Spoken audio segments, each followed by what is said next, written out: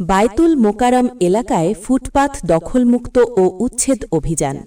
রাজধানীর অন্যতম ব্যস্ত এলাকা বায়তুল মোকাররম সংলগ্ন ফুটপাত দখলমুক্ত করতে ভ্রাম্যমাণ আদালতের অভিযান পরিচালিত হয়েছে। আজ দুপুরে চালানো এই অভিযানে ফুটপাত দখল করে গড়ে ওঠা অবৈধ দোকানপাট, হকারদের স্টল ও বিভিন্ন স্থাপনা উচ্ছেদ করা হয়। অভিযানে নেতৃত্ব দেন নির্বাহী ম্যাজিস্ট্রেট এবং আইনশৃঙ্খলা বাহিনীর সদস্যরা সার্বিক সহযোগিতা প্রদান করেন। বায়তুল মোকাররম এলাকায় প্রতিদিন বিপুল সংখ্যক মানুষ চলাচল করেন, কিন্তু ফুটপাত দখলের কারণে পথচারীদের দুর্ভোগ বাড়ছিল।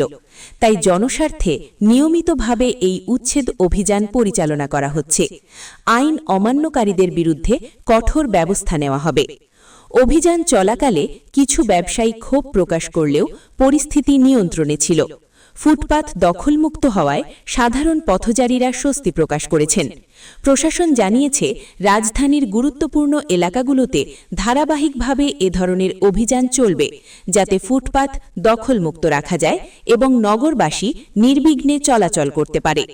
বায়তুল মোকাররম এলাকায় ফুটপাত দখলমুক্ত রাখতে প্রশাসনের এই অভিযান অব্যাহত থাকবে। তবে টেকসই সমাধানের জন্য পুনর্বাসনের বিষয়টিও সামনে আসছে।